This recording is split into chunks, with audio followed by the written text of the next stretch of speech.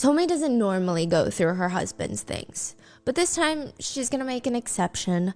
The house has been exceptionally cluttered recently, and she can't even think straight. She's gonna lose her mind in here. She wants to finish cleaning up the whole house before he gets home.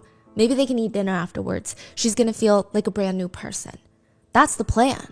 This is a spring cleaning type of day. She's not just gonna wipe the counters. She's gonna get on all fours and dust underneath every single piece of furniture. She's gonna grab the junk drawers, dump them out on the table, and start reorganizing every little piece of junk in there. It is one of those cleaning type of days.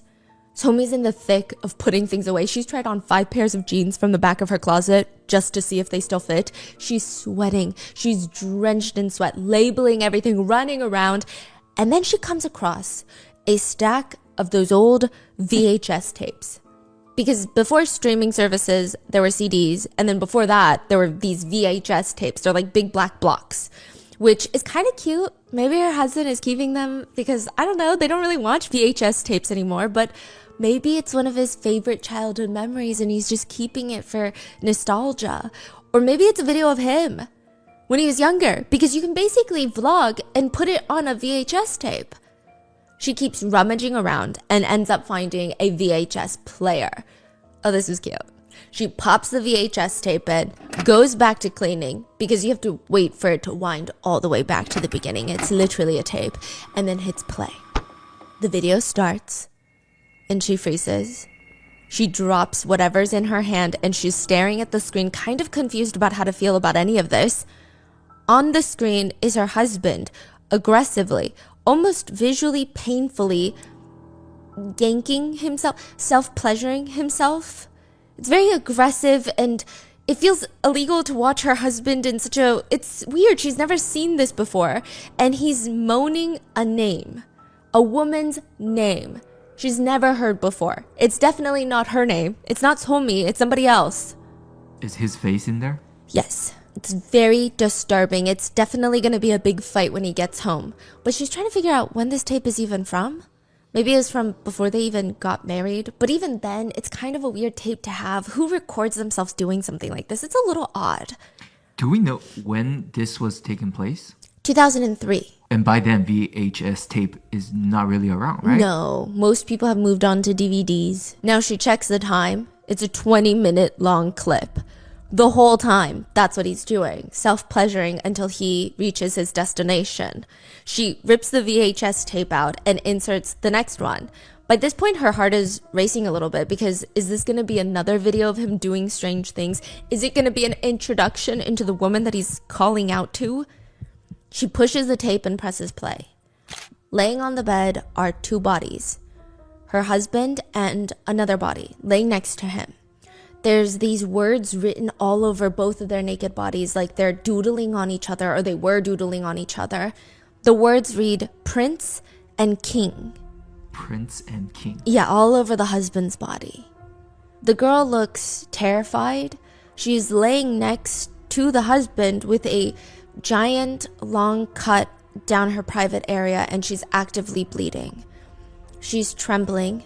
And so is Somi. She's shaking by the time her husband in the video gets up, walks closer to the camera, and smiles, quote, "Oh, she tried to run away, so I had to teach her a lesson."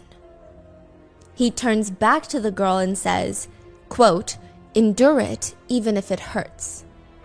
Then her husband walks over to the girl in the video and starts essaying her. Somi does not recognize the other person in the video, at least not personally. This is not a family friend or anything like that, but she does know the girl's face. She's seen it before, all over missing posters in town. She's the little 8-year-old girl that had gone missing recently.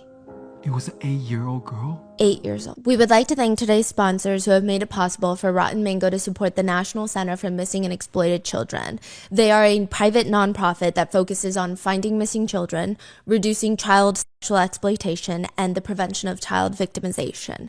This episode's partnerships have also made it possible to support Rotten Mango's growing team. And of course, we would like to thank you guys for your continued support as we work on our mission to be worthy advocates.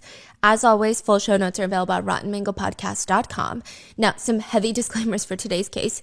There are mentions of snuff films, kidnapping, essay against some of our most vulnerable populations, including that of young children and people with intellectual disabilities. So please take care of yourself. If you need to click out, go take a bath, read a book, and I will see you in the next one. Another big note, the person in question in today's episode has not been proven in the court of law of being guilty of the crimes he's suspected of. He's been proven to be guilty of a lot of other things, but not these specific crimes. There is a lack of concrete evidence that authorities could get their hands on, but also the statute of limitations in South Korea. Even if they were now to find a mountain of evidence of, hey, we had a child serial killer on our hands, it would be too late. The statute of limitations for most of the cases would be up. So he or whoever did this would probably be a free man.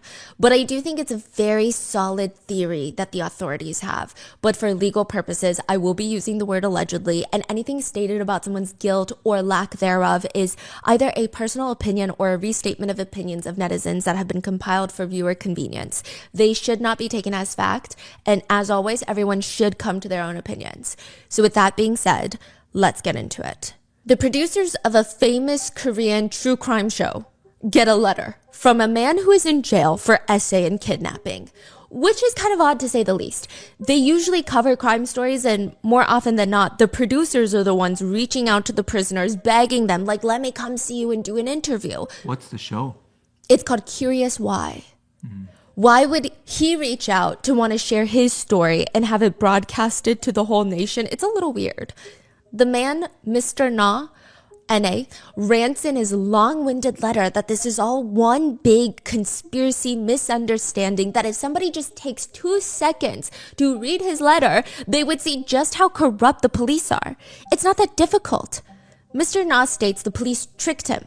The main detective working his case just wants a pat on the back for stopping another quote-unquote violent criminal, and they're steamrolling him, making him out to be this bad guy. So he's reached out to all these news networks. He's reaching out to human rights organizations because this is more than just about him. Whatever's going on in this police station is really dark. All of this happened because of his mother-in-law. His mother-in-law does not want him to be with her daughter, all because of love. So she accused him of kidnapping and essaying her precious daughter. He says in the letter, I love her. I really love her. If you look at our text messages between us, it's so clear that we love each other. The police are rather excessively separating us and putting all these strange charges on me. My wife is losing the man she loves. And from a woman's point of view, her opinion has not been respected at all. And it's proceeding according to the detective's needs, the parents' needs. Where are a person's human rights? He states he didn't even know that she had an intellectual disability till later on. And because she looked like she could still live a very independent life, even though she was still living at home at the time, he thought, it's not really impacting her life. Why would I even notice? Why would she need to tell me? He argued she didn't feel comfortable talking about it in depth, so he didn't push her. Is that a sin? They were seriously dating for a while, but she confessed to him that her mom was terrifying. She was scared of her mom. Her mom was quite abusive, and she couldn't even be herself in her own home, and it was miserable, which is why the two of them decide, let's get married ASAP. Is that such a sin? He said, not acknowledging our relationship just because of the disability that my wife has is a clear abuse of investigative power. The performance of the investigator in charge and his greed for cracking down on crime and greed for promotion are questionable. The letter continues, my wife voluntarily went to the district's office with me and registered our marriage. The police are now trying to make me, the husband, a criminal and deny a woman love and marriage. Is that really justice? But what is he sentenced for? For essaying and kidnapping his wife. Oh, but they are legally married? Yes. Na said the accusations against him right now are absolutely absurd. He lastly asks the producers of the show, is love a sin? Think about that. What? All because the woman he loved has the mental capacity of a 6-year-old, according to her mother, and technically in her specific case does not have the capacity for informed consent? How is that him taking advantage of her? Even though technically she said the word yes, she signed the marriage certificate, is that really a sin? Just because her mental capacity is at 6 years old? Why should that ever stop him from being intimate with her? The producers are instantly intrigued, and it's time to go investigate. First stop would be Gangjin, South Korea. Every town has something that they're known for, especially in the producer world. Each town that they investigate in South Korea, there's always a case that they remember it by. This small town in South Korea was known for every June, children disappear. That was what all the kids were told. And even though parents would say, no, it hasn't happened in such a long time, if you watch closely, if you go there maybe May, you're not going to see a lot of kids walking home alone, month of June. Even during May, you see parents starting to slowly rein in the leashes. You honestly won't see many kids out and about in general the entire month. It's a very tense 30 days. The minute May starts rolling around, parents are already preparing. They're canceling all of their plans. They're just going to stay home after work every single night. If you ask one of the townspeople, hey, I'm new here. What's going on? Why is everybody acting so strange all of a sudden? Everybody seems on edge. They'll just sigh and respond, neither the heavens nor the earth knows what really happened. What does that mean? There had always been these superstitious rumors that the town would have to give up a child every single summer, usually a little girl. That something or someone is taking little girls away every June as some sort of annual sacrifice. It's hard to say if it's true. Some kids say it's kind of like the boogeyman. The boogeyman comes and snatches you every June. Others say it's just sensationalism. The truth is, a few girls went missing in June for a few years, and now it's a whole thing. It was a few years ago. 2 girls had gone missing, both in June, both 1 year apart. They were both walking home from elementary school, and they just kind of evaporated into thin air. It's like a hole opened up in the ground and just swallowed them up. There was no textbook left behind, no backpack, nothing. They just vanished, no evidence. The body's not found. Never. Now, that's not what the producers are in town for. They're in town to investigate a human rights concern involving a woman with intellectual disabilities. They didn't know that both these cases would actually be connected. The first stop the producers make in the town is a police station. They want to talk to the detectives on Mr. Na's case. Are they violating human rights or not? The detective breaks the case down for them. It's not a hard concept. He claims it's love. He claims she's mentally capable of getting married. She's of legal age. There's nothing wrong with it. Love is not a sin. She claims she has no idea what marriage is or what the certificate is. She claims that she signed it without understanding it. Her mom and social worker state she has the mental capacity of a 6-year-old and cannot give informed consent. She does not want to be with him. She has stated that he was holding her captive. So therefore, he's charged with SA and kidnap. I'm not sure why we're even talking about human rights violations right now. The producers nod.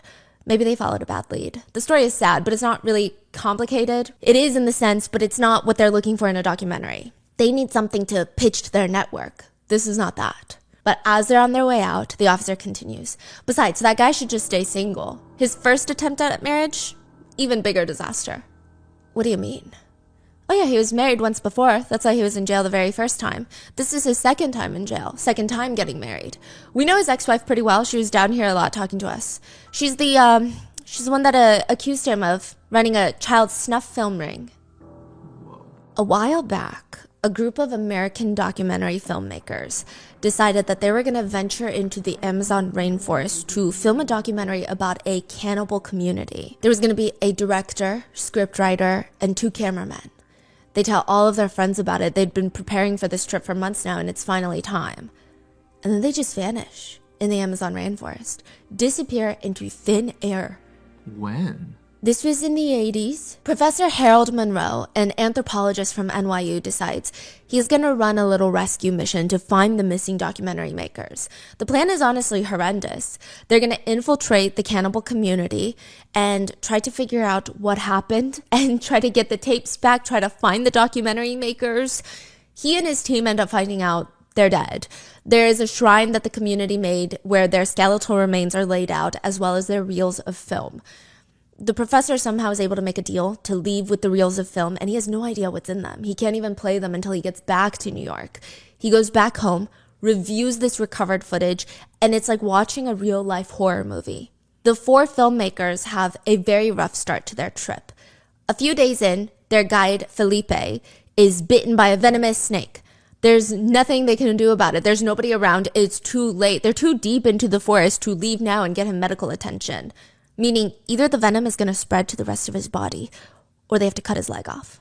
So they cut his leg off with a machete in the middle of the Amazon rainforest in an effort to save his life, but he ends up dying anyway. They just leave him behind. The group make it to the location of the cannibal community, and they see one of the younger community members walking by themselves. So what do? Do they ask him to introduce them to their community because they're making a documentary? No, they shoot him in the leg so that they can easily follow him back to his community-centered area. When they do, they just wage war from the get-go, which I'm so confused by. The 4 filmmakers, yes, they want a documentary, but they mainly want good footage. So they intimidate a whole tribe, kill a pet pig, herd the community members into a tent, burn the tent down. The professor keeps watching, and it just gets worse. The 3 male filmmakers film themselves taking turns R-wording a young girl. The only one trying to convince them to stop is the female screenwriter, but she tells them to stop because she argues, you guys are wasting precious film footage. We don't have that much film. You can see in the background that they're being watched by the locals. They know what the filmmakers are doing. The filmmakers later find the girl impaled on a wooden pole, meaning a pole went through her private area and then through her mouth, and she's impaled on it. She's dead. They state in the documentary that it's because she's no longer pure. They claim the locals killed her for her loss of virginity, but it's pretty clear from the way the filmmakers are talking about it, the professor has an inkling that they R-worded her, and they killed her, and they set it up like this to get better footage. In the end, the community attacked the filmmakers for what they did to the girl. One of them, Jack, they use a large machete to cut off his private parts, and even after he's dead, they continue to mutilate his body. Faye, the screenwriter, is captured, stripped, gang essayed, beaten to death, and then ultimately beheaded. One of the other camera guys keeps trying to convince the other survivor, we have to go and try and save her, but he's not listening. He just keeps filming the assault on her from afar. I thought there's only 3 people left. 4. Oh, there's still 4 left. Oh, so 2 just died. There's 2 left. Oh. Now, eventually, the last 2 filmmakers are located, killed, all the while their cameras keep rolling. And the footage is probably some of the most graphic, intense violence you can see on a screen. There's horrific torture, essay, animal cruelty, murder, cannibalism, all caught on camera. There's scenes of mutilation, severing of private parts. Professor Monroe would say he was left pondering who the real cannibals really are. The footage premiered in Milan, Italy. What? Where the man who had the footage and owned it and premiered the footage was promptly arrested. The man was arrested for animal cruelty and murder. This man argued in the court, please, you have to believe me. None of that is real. I'm a movie director. All of this is fake. None of it is real. You have to trust me. Look me up. Wait, so it was not released by NYU professor? No. Is he involved? He is a movie character. This man is now claiming, I'm the director of this movie. These are all fake people. It's a fake documentary. I see. But the authorities don't believe him because none of it looks fake. It doesn't look like a fake documentary. Like, it looks so real. Yes. It looks like people actually died. Yes. So they're saying if it's a fake documentary, we still think that you killed people with this plot because none of this, there's no CGI. It looks real. They don't believe him. It looks very real, especially the part where the girl is essayed and then gets impaled on a stake by the river. She has the stake going through her private parts, through her body, out of her mouth.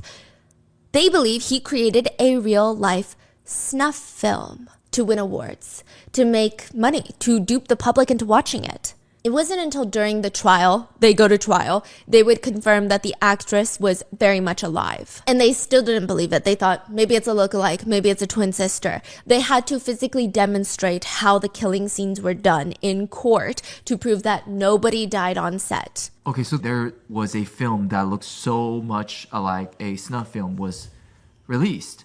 Yes, and the plot of it is what I told you, the 4 film documentary makers, but none of it is done in a way where it's like, hey, this is actually a movie. It looks like a documentary. Then the New York City professor finds it. Yeah. He's watching it. Yeah. So the police was like, this is a crime right Yes. here. This is a real snuff film. At first, they believed, okay, maybe this is a documentary, but you can't just air people dying like that. Then the movie director is like, actually, it's not a documentary. It's a mockumentary, one of the first of its kind. This is before they were around.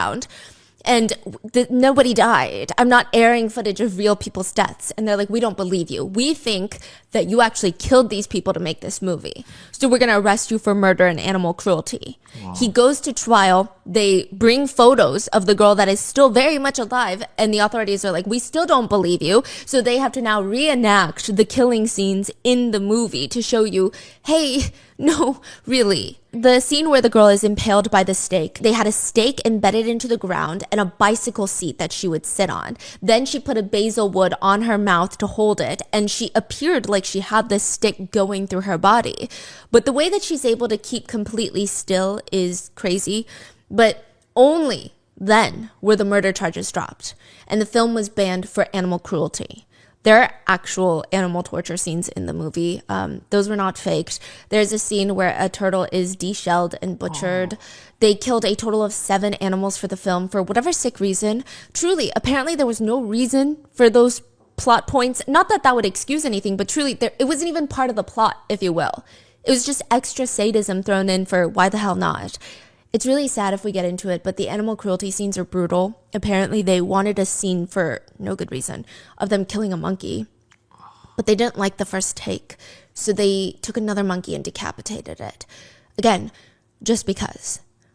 Additionally, the girl that is essayed by filmmakers, apparently she was 14 at the time of filming. She did not understand English, and there was a general thought on the internet that she had no idea what kind of scene she was filming. This was her first time even seeing a camera. I believe she's Colombian, and I don't think that they should have used someone that young either way, but it said that she never had seen a camera in her life. She never knew what this scene was about. She understood no English, so it's believed online that she went to this thinking she's going to smile for the camera, but no, they're like, you're going to just start running, and there's these men chasing her. It seems incredibly unethical. I wonder if even illegal. All in all, I believe the director did deserve jail time for his animal abuse as well as forcing the crew into deeply uncomfortable simulations of violent crimes. I mean, he truly did not care for the actors. The actors straight up said he was a sadist. But this was one of the world's first introductions at the time on a mass level to the world of snuff films, which by definition is a movie or video produced for profit or financial gain that shows scenes of actual homicide. Now, snuff films don't technically exist, and mainly because I think the definition of what a snuff film is very, very narrow. It has to be recorded murder for the purpose of selling that tape as a commodity and entertainment. It cannot be recorded murder that was produced for enjoyment that later gets circulated for shock value or for profit. So there are actually lots of videos that depict death where gangs, cartels, war times, there will be beheadings, there will be shocking scenes of torture and violence that are filmed and then recorded, released for the mass media consumption, or at least that's their initial point. But they're not trying to make money. They're not trying to make money, and additionally, there's no really plot. So snuff films kind of do have a plot. It does have to be a little bit like a movie. Got it. It has to be entertaining. Wow. It cannot just be shocking gore. It has to be murder with the sole intention of filming and making money off of that murder scene. So when you deal with videos of abuse against the younger generation, typically, it does appear that a lot of the injuries sustained would result in death, but it would not be considered a snuff film. Because the purpose of someone viewing that video would not be to see a murder of a kid, but more so for the explicit content involving that kid prior to the murder. There's a lot of articles out there being like, guys, don't worry, snuff films don't actually exist. The FBI haven't found one yet, but they have found videos of brutal murders being circulated on the deep web, essays that lead to murder that have been circulated, but they don't categorize those as snuff films. So it is safe to assume that many netizens think, yeah, I mean, technically by definition, they don't exist, but our idea of them and what they are, they exist. Yeah. Even things like hurtcore exist, which is a particularly extreme form of torture videos that are incredibly illegal to produce, purchase, own, and even watch. It's, quote, made for people who get off on the infliction of pain or even torture and death on a person who is not a willing participant. One netizen put it, there's no limit to human depravity out there. Plenty of people with enough money to do whatever they want. If what they want is a true snuff film, then they're going to get a true snuff film. And now, this man, Mr. Na, the police said, a man who was at the time in his mid-20s, looked like he just graduated from college, is being accused of running a child snuff film ring by his own wife? They tell the producers it was never proven, though. And that was over 15 years ago when she accused him. Now he's older and he's in jail for essaying and kidnapping his new wife, and he wants his human rights to be protected. When Mr. Na finds out the producers are looking into his case, not about the human rights violations, but about the missing girls, he writes another letter to them. The criminal charges are only suspicious, and most of them are not true. As it may have a negative impact on the case that I'm currently on trial for, please postpone the broadcast of your story. If only the suspicious content from the police flows out without my truth, the truth of the current trial will also be buried. Wait, what is he threatening? He's saying, unless you want to obstruct justice, I would say don't broadcast whatever you think you have, because that's not the real truth. So the beginning of the story, the little discovering, was the first wife, correct? Yes. And that was 15 years ago. And now 15 years later, he's writing a letter to producers being like, hey, I'm in jail because I'm being accused of these crimes of trying to marry my second wife. And they're saying I'm kidnapping her. Yeah. They go to investigate that second wife thing. Yeah. And the police are like, oh, there's so much more to the story. This guy's crazy. He was in prison for a while. So the first crime was 2003. That means the second was 2018? Yes, it's recent. Whoa. So this is like he's been around for a while. A while. Now, Mr. Na starts referring to himself in third person in the letters. He says, the informant was suspected of a crime, not because he committed the crime, but because the police wanted to accuse him. The police fabricate and distort a lot of things, especially against those who are weak and have nothing.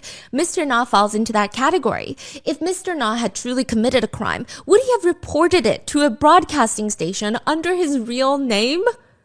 It's a very strange response.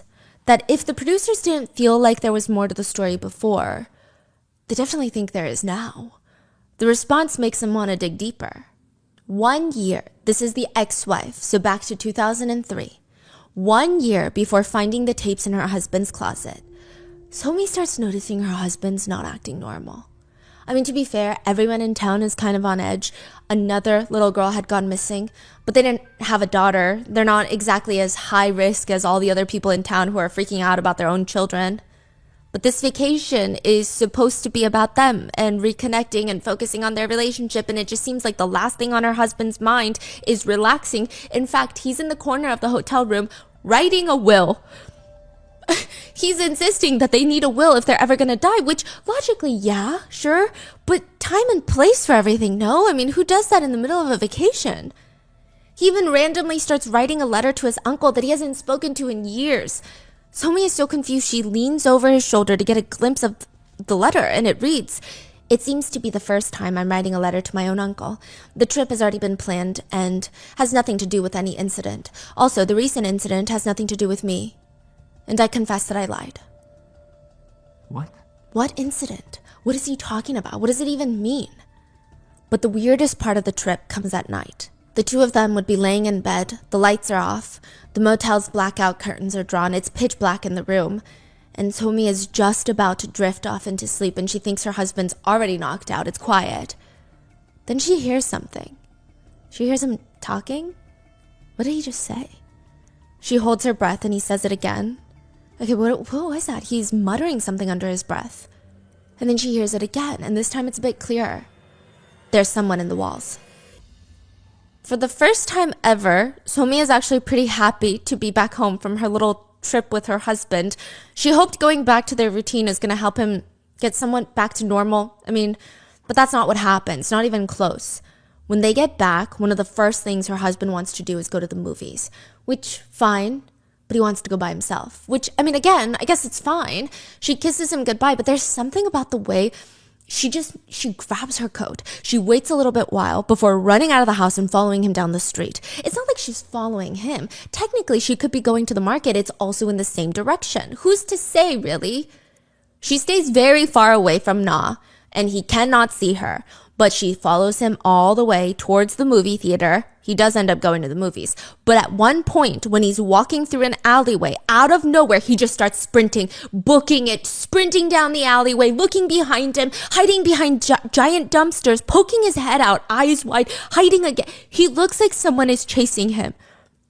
But nobody is chasing him. You don't think he saw her? No.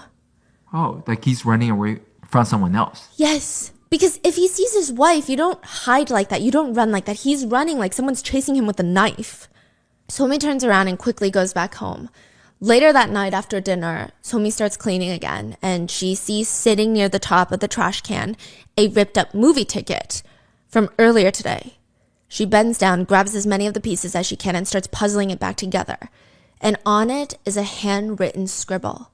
It reads, quote, "I have to use her and then get rid of her." Who is he talking about?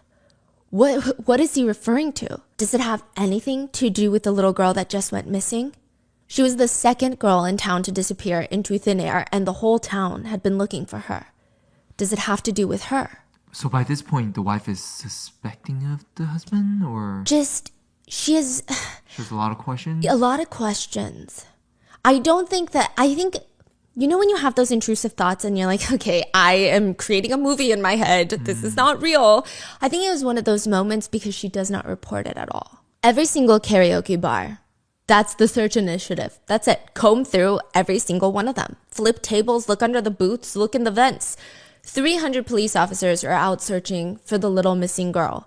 They're combing through the back of these karaoke rooms, inside the private rooms, tossing everybody out, asking all the employees for IDs.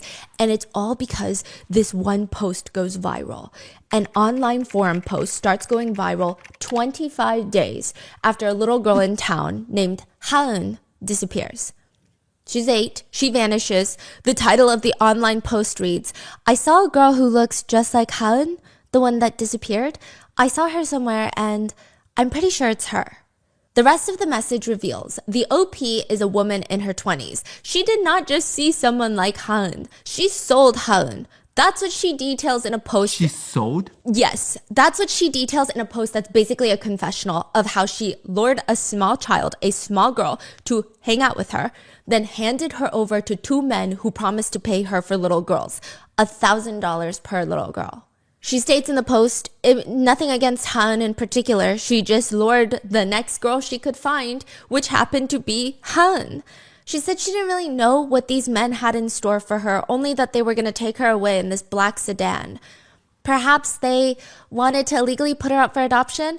That was like the weird, sick hope she had, that she was going to find a nice little family that would love her and she would make $1,000. But instead, she states one day, she comes across a karaoke store where she sees what looks like that little girl working in the karaoke store. Side note, she said that she's full of remorse and guilt and that's why she's posting this. But she also mentions she never got paid the $1,000 that she was owed. The 8-year-old girl is working at a karaoke bar?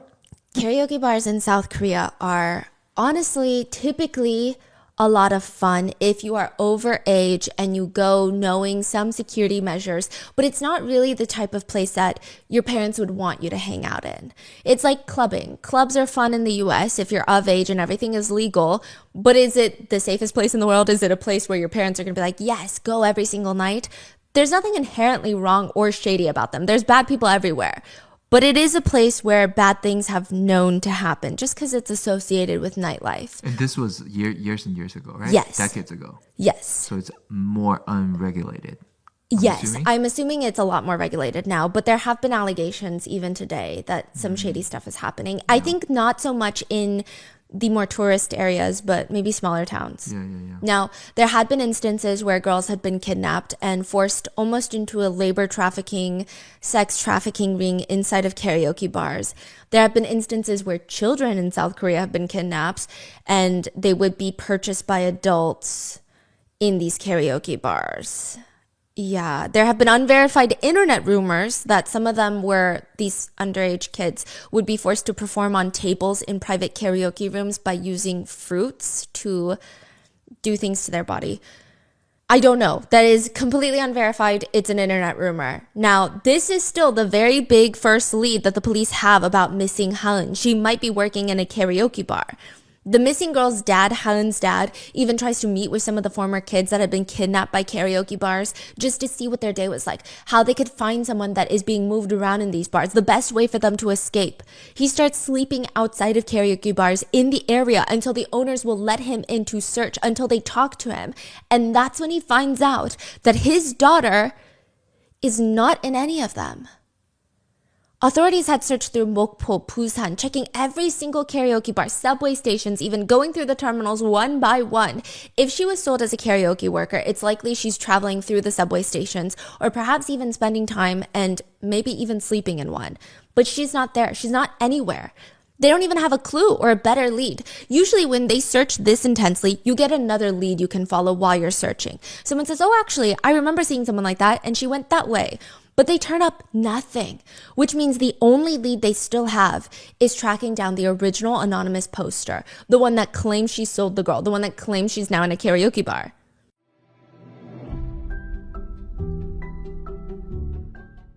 There was a point in my life where I felt like I was drowning in debt. Every time I thought I was making progress on my credit card debt, it was like my car knew. I swear at one point I thought my car was sentient because every time I saved even just $1, it would break down on me and I would need an expensive repair. I thought I'd be stuck in this cycle forever where I would pay off my debt just a little and then a huge unexpected expense would hit me. It felt like I couldn't tell anyone I was in debt either because I was so scared of the judgment I would receive. It's why I wish I knew about PDS debt when I was paying off my debt. PDS debt strives to understand your specific scenarios and can help provide alternative solutions to becoming debt-free. I know how easy it is to get into credit card debt, and I know it can feel like you'll never get out. If you're struggling with credit cards, personal loans, collections, or medical bills over $10,000, I recommend PDS debt. They can help if you feel like you're making payments every month, but you feel like your balances aren't going down. They help match you with debt solutions tailored to your financial situation. You also don't have to worry about whether or not if they will accept your credit score because there is no minimum credit score required. PDS debt accepts bad and fair credit. Everyone with $10,000 or more in eligible debt qualifies for PDS debt. Stop waiting and start saving. Get a free debt analysis right now at pdsdebt.com/rotten. It only takes 30 seconds. That's pdsdebt.com/rotten. pdsdebt.com/rotten.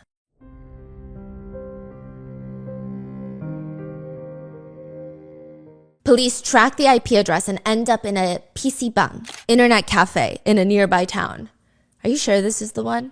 It's further away from their actual town. There's better internet cafes closer.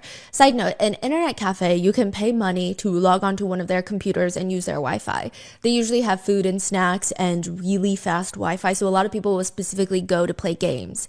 But why would she go all the way here to write her post if she's from our town? They walk inside.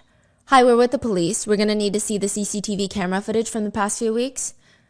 Now they know why she came all the way here. No CCTV cameras. They said she paid in cash. They don't keep a log of customers. I'm sure now in 2024 in most areas, it's very different. Like South Korea is known as CCTV land. But back then you could likely pay cash and browse the internet with no data trace. You wouldn't even have to log on with your government ID number. I think things are different now, but you wouldn't have to. I feel like there's now limitations to that, but that means she was on a public computer, no record of her paying for that computer time in a place where there's no CCTV cameras. It's truly anonymous. They don't know what she looks like, so they can't even describe the poster to the employees. Besides, the employees aren't really trying to pay attention to every single customer coming in. That's when the detectives start thinking, what if the point of the post wasn't to tell the truth? What if the point of the post is to lead us the wrong way? Whoa. But what does that mean? An expert criminal profiler said, in my opinion, the credibility of the online post is very low. It's very abstract, and the actual content of how and why she gave the child over to these men was completely omitted. Why was that passing child in particular selected? It's omitted. The facts of the crime are only 2 lines out of the entire post. The profiler continues, contrary to the post that says she's now reporting this out of guilt for the child, it is strange that there is no content about the child's emotions on the report.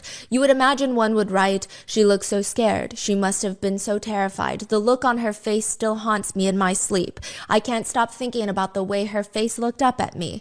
But nothing about the child or the child's reaction. The post gave almost no specifics. How did the child follow her? How did she lure the child? How did the child react when she realized she was being taken away? There is nothing. It just reads, my heart hurts for the child. The expert profiler stated ultimately, in general, it does not match the psychological state that appears when a person commits a crime like this and feels remorse. It is difficult to see the post as a credible one. But now the police have an even bigger question. If it is a false report, who wrote it and why? What would be the reason for the post? To confuse the investigators? Somi slams down the VHS tapes on the table when her husband Na comes home. It's unclear exactly what was said during this confrontation, but it doesn't seem like Na cared too much that his wife found out. Or maybe he knew it's too late to act like he's still the same husband because he just drops the act. He just tells her straight up, I will let you leave. I will let you walk out of here on your own 2 feet on one condition. I let you leave as long as you never speak another word of this to anybody. Somi is terrified. On one hand, she knows she should have gone to the police with this, but she hoped that her husband would tell her it was fake, it was all edited. She wanted to give him the chance to explain, but no, he's confirming these are very real, and now the only way out alive probably is to take this deal, to walk out and never speak another word of it. Which she needs to walk out of here, does she not? So she nods, and she starts packing up her things. After years of marriage, she just tells her, this is also a very normal thing in other countries. These types of videos, everybody makes snuff films for a profit. Someone told me it was lucrative, so I'm just selling it to foreign markets. I'm just doing it for money. It's not sick and twisted. Somi practically runs out of his house, and soon afterwards, Mr. Na is arrested for murder. But not the murder of the girls. He's arrested for a completely separate murder. This is crazy. It just keeps going. Yes. Na had plans to end this whole messy thing. I mean, it's only a matter of time, honestly, that his wife or ex-wife, it's very unclear, whatever his homie is to him now, she's gonna officially leave him. And she might tell someone eventually, maybe 5 years down the line, maybe 10 years down the line, or maybe there's gonna be rumors that she starts. And it's not even Somi that he's worried about. He feels like he has good grip on Somi. He has good control over her. But it's actually her little brother. Na always hated her little brother, his brother-in-law. He's the younger brother to Somi, and he acts like he's the man of the house, always trying to protect his sister, giving her advice. Eventually, Na knows that Somi, his wife, would tell her brother about what she saw, and he would, of course, give her unsolicited advice and ask her to go to the police station and make sure she tells them everything. So he hides. That's what Na does. He hides. July 3rd, 2002, around 10:30 a.m., he starts hiding outside the bushes of his house. Hiding in the bushes. His house. Na had asked Somi to come find his credit card, which was partly true. He did lose it. But more importantly, he had the whole apartment set up so that he could kidnap her. Ex-wife? Yeah. Because if she's being held hostage, then she can't really say anything, can she? Okay, so he's backtracking now. Yes. He's trying to lure her back. But he's in the bushes, peeking his head out, and he sees Somi walking up to the door with her brother. And it becomes very clear to him in that moment that everything he perhaps thought is very true. He's never going to be able to control his wife. Her brother's around. He will always be the dangerous variable. So he makes up his mind in that moment he has to kill him. He takes out the sharp knife that he was initially going to use to threaten his wife and kidnap her and allegedly hold her hostage. He waits for the front door to open. He rushes in, ambushes the little brother-in-law, stabbing him first straight in the forehead, then his shoulder, stomach, and back. His brother-in-law died right there on the floor from excessive blood loss. All in front of the Somi. Yes, and he also assaults Somi. Like stabbing her. Doesn't stab her, but he beats her. But not try to kill her. No. Now, it's really hard to argue that it's not you that stabbed someone in the forehead with a knife. The knife belongs to Na. This is Na's house. Na has motive. Na murders his brother-in-law in front of his wife. He has witnesses, and he has the victim's blood on his arms. It's very hard to argue that. The arrest, investigation, and even trial goes by really quickly. There really is no big investigation. He did it. What else is there to investigate? The authorities barely talk to Somi and ask for her side of the story, and she's not going out of her way to tell the police anything. Not quickly gets sentenced to 15 years in prison, and the book closes. But there's a few cases that detectives always say keep them up at night. Most of the time they're unsolved, but sometimes they're solved, and there's just something that isn't clicking in their minds. It doesn't make sense. The lead detective on this case is laying in bed. Na killed his brother-in-law because his wife was going to leave him. That's what's stated in court. Her brother was going to help her leave, but technically she had already moved out. So the worst was over, and he didn't seem upset when she moved out. It wasn't until later he kills his brother-in-law, so why? This is the case that this detective thinks about before he goes to bed for the next 4 years. Finally, he can't take it anymore, and he reaches out to the ex-wife, Somi. This is years crazy. after he's already in prison for murdering her brother. And this time she's willing to tell him everything. I think the distance helped. I the imagine time. she was very terrified. She tells the detective everything, the marriage, the tapes. She tells him about the VHS tapes, and he doesn't even know how to respond. The whole thing sounds like it's straight out of a Karen Slaughter thriller novel, which, by the way, one of Karen Slaughter's books has the exact premise of this. Local girl goes missing, wife checks successful husband's computer and sees videos of girls that look just like the missing girls, and they're creating snuff films. The husband runs a snuff film empire. I did a BAM on it, which I'll link, but it's so eerie similar to a novel. What was it called? Pretty Girls. Right, that's what it reminds me of. Yes. And the detective is like, there's no way this is real. They ask her to describe the girl in the video, her facial features. Somi tells him enough detail what she saw in the video that truly it would be weird for her to make it up. She has no vengeance against her ex-husband. He's already in jail. And of course she probably hates the guy, but there's no reason for her to make this up. It's not even in line with how people usually lie or make false reports. And the girl Somi is describing, 5 years after the fact, looks exactly like the girl from the missing girls posters. Even years later, she still remembers all the details so vividly, and she's describing it with so much emotion that the detective just trusts her. He said, she talked in great detail. I didn't show her any of the photos of the missing children in advance, but she gave very accurate statements. She spoke again in such great detail. He runs back to his team. We have to look into it. We have to search Na's house now. We need to find those tapes. Before the police search Na's house, an interesting letter is sent out from prison.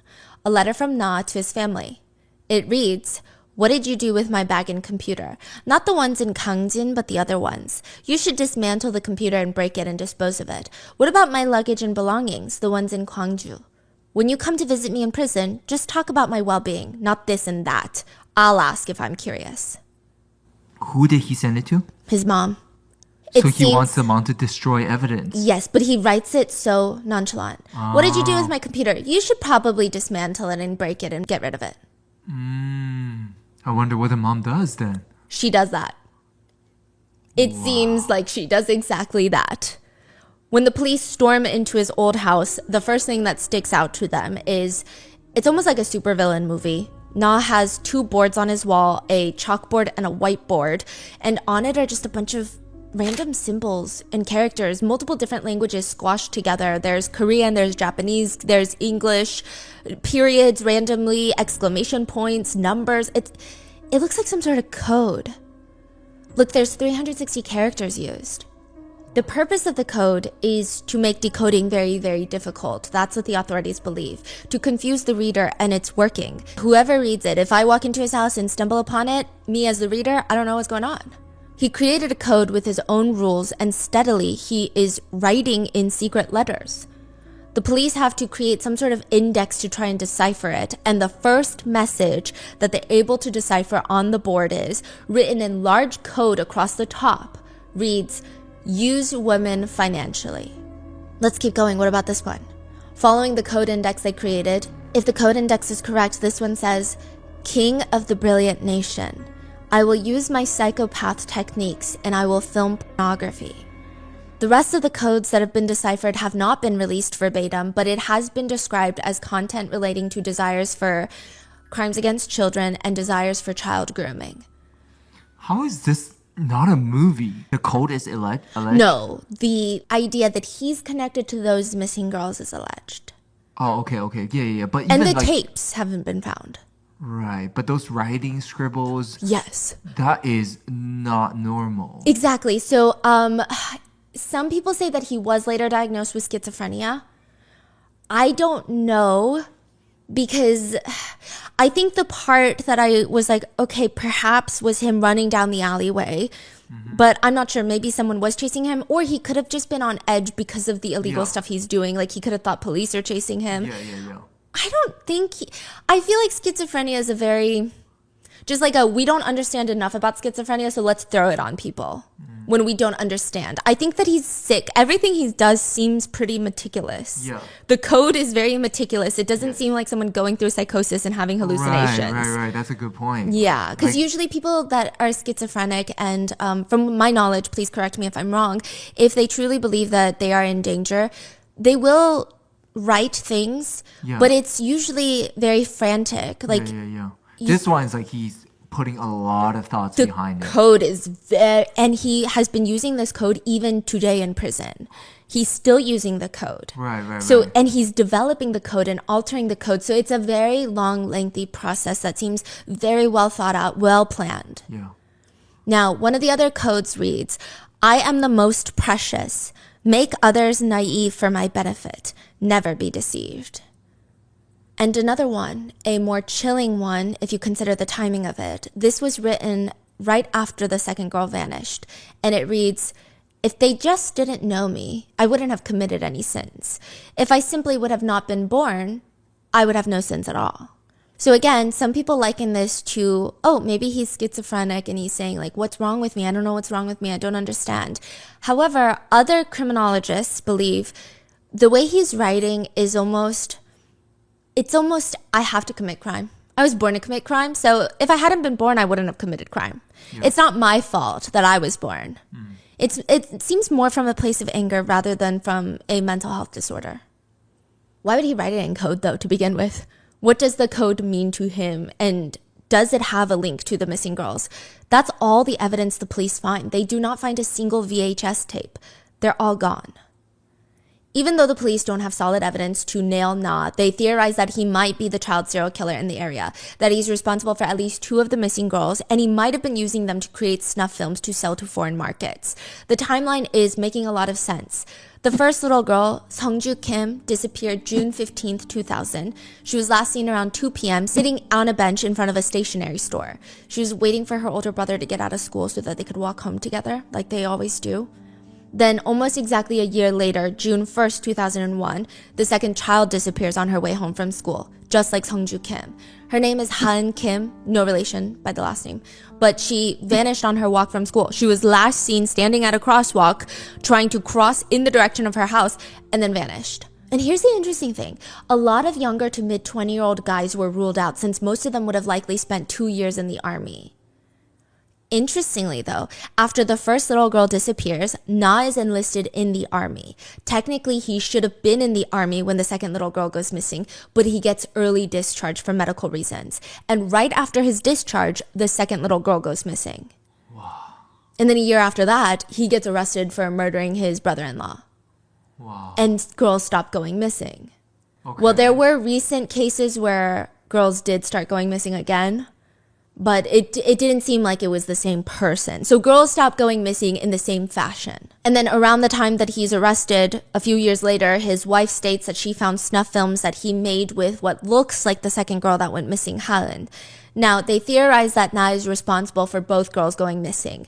That would mean that both the girls' disappearances are linked. And there are a lot of similarities between the two. It just doesn't seem like a coincidence, especially in a much smaller town, not even a big city. Both kidnapped in broad daylight after school, both vanishing without a trace. Authorities said it's like they just evaporated on their walk home. Not at night, on their walk home in daylight. Their last seen locations were less than a mile apart from each other. They had over 270 people out searching for both girls, police from neighboring towns and jurisdictions all coming in to help. Nothing. All there were just rumors at the time. In addition to the code, authorities found search results in Na's devices. They read, Statute of Limitations for Child Disappearance Crime, How to Calculate the Statute of Limitations in Elementary Kidnapping Case, Statute of Limitations Table, Statute of Limitations Table by Crime, Elementary School Disappearance Case. And most interestingly, he was looking up the serial disappearance children case in Gangjin, which is where they went missing. But the biggest piece of evidence, in many netizens' opinion, is the room. On the dark web, there's a rumor that you can visit a red room where you watch live streams of people who are tortured and murdered on camera for views, allegedly. Allegedly, this one is yellow. Somi said the room in the VHS tapes, the ex-wife, she said, I've never seen those rooms before. I don't recognize those rooms, so it doesn't look like it was happening inside of our house. It had to have been somewhere else. Maybe he rented a different place. Will you describe the room for us? Yellow floors, windows are covered with newspaper. There were strings, saws, hairpins, and boxes laying around. The information, the description of the room was never released to the public at the time because the police had never seen the videos the wife saw in the first place. There was no way for them to confirm it even existed, the tapes, or even the room.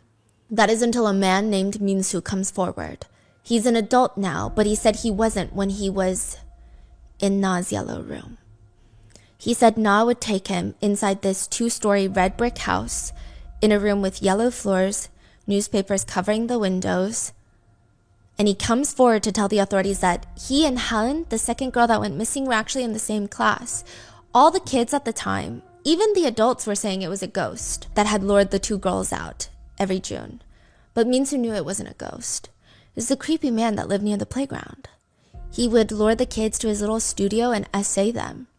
Min-soo said, to be fair, at the time, Na didn't seem creepy at all. In fact, he just seemed like a college-aged older brother that liked to treat kids like adults.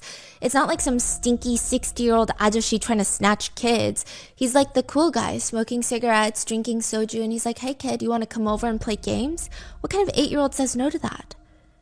Every day, Min-soo and Helen, the girl that goes missing, would have to walk by his house to get to school.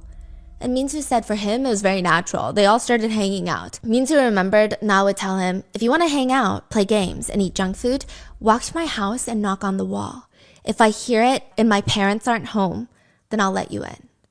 It's unclear if this was happening in his parents' house or if he was saying that to get the kids to feel more comfortable around him. Because now it's Like no there's longer... adults, yes. older people. And like we're all just kids trying to hang out. At first, Min-soo said he would willingly go to Na's house to play games. Then the essays started.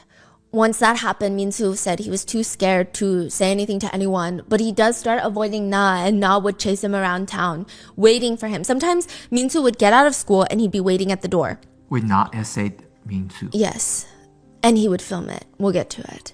So he would wait at the door for Min-soo to get out of class. Min-soo would try to run out the back of the school and run through the field. And he wasn't even running in the direction of his home. He would just run in any direction to get rid of Na.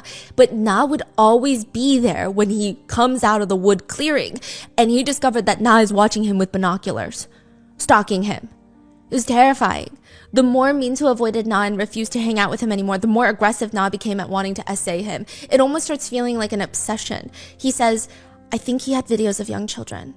I think he had explicit videos with children my age. From then on, he started molesting me, and he would touch my private areas while watching these explicit videos or make me touch him. And then it progressed into full essay, and it was honestly so painful. It was very difficult. Min-soo states that he was essayed several times by Na, and there would always be a camera in the room. Other witnesses came forward. They're all adults now, but they stated that when they were a kid, Na would lure them to their house on the premise of letting them play games, but he would constantly force them watch explicit videos of children with him. Some of them stated he kept trying to molest them until they ran away. Min-soo says he always filmed it when he molested me, not a camcorder, but you know those really old videotapes? The old big tapes that go into the video? He filmed with that, like a VHS recorder. It was scary because he said he was filming me and he said he would sell it on foreign sites or something.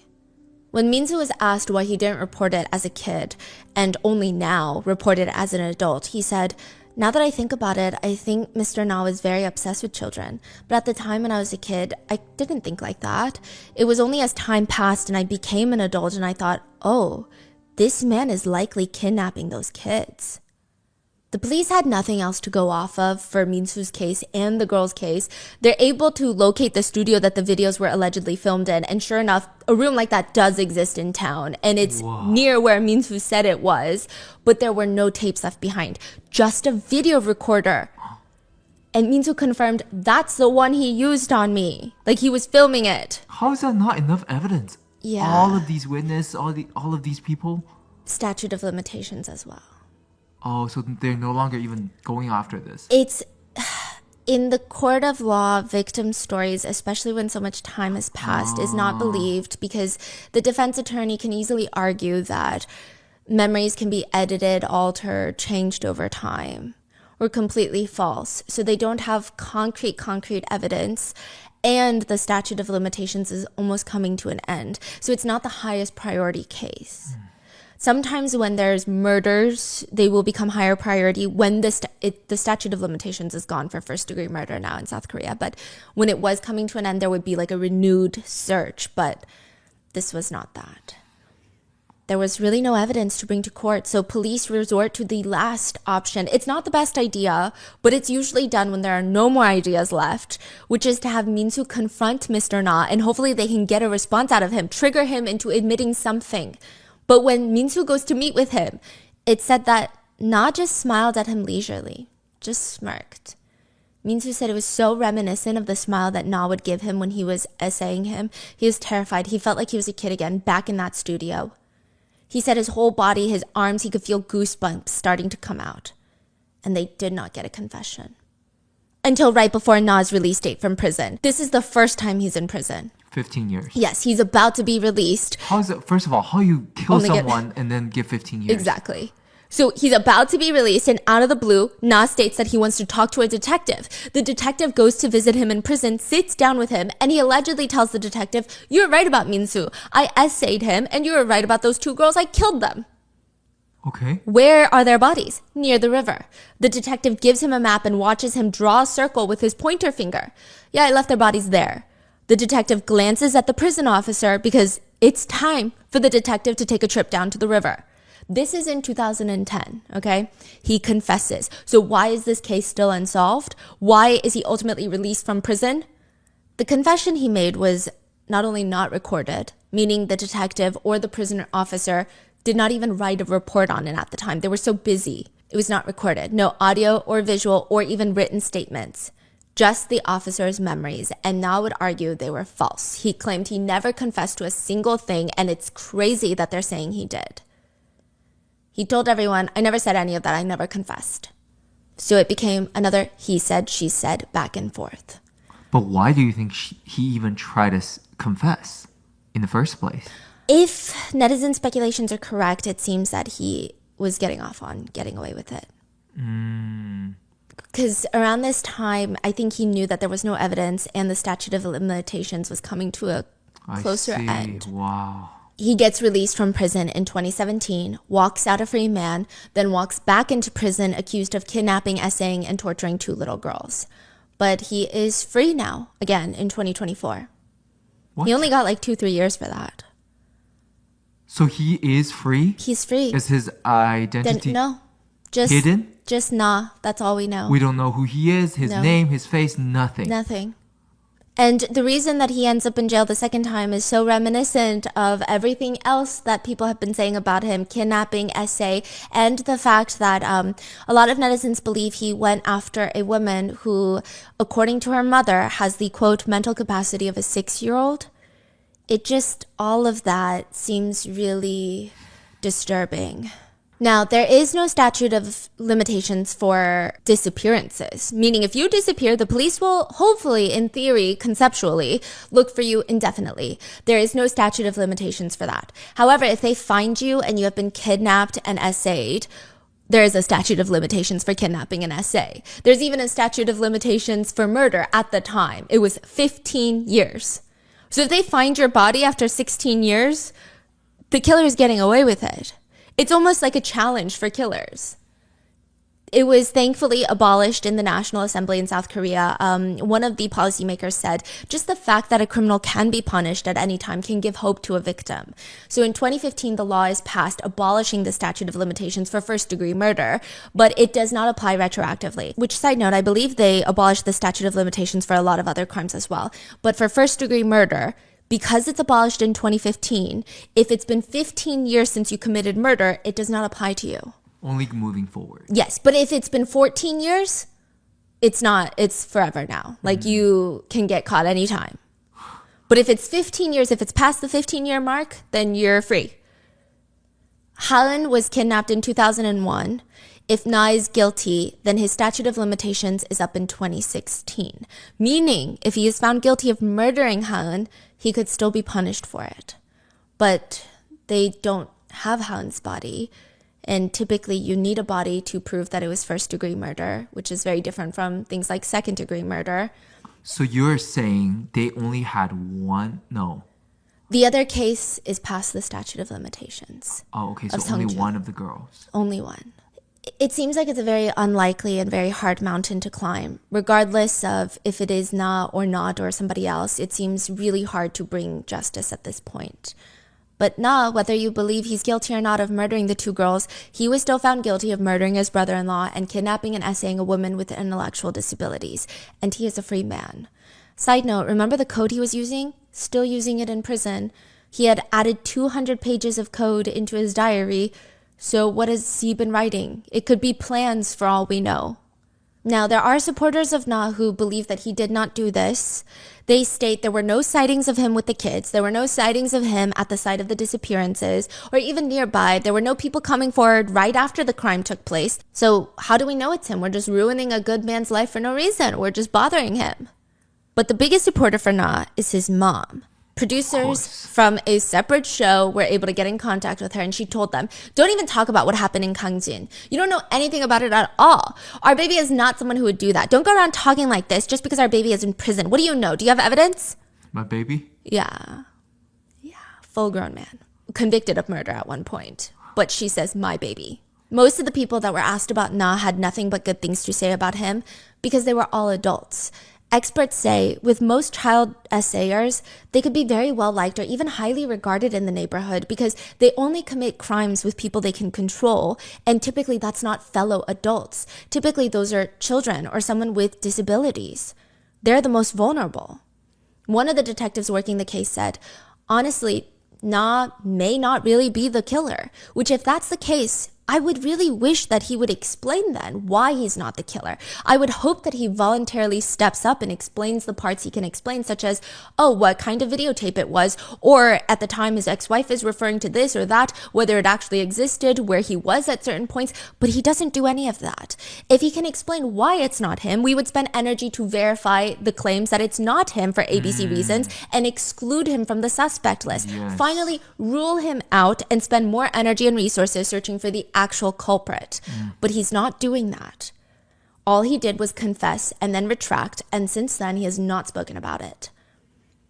But netizens are not so forgiving. A lot of netizens said the math is not mathing, it's not adding up.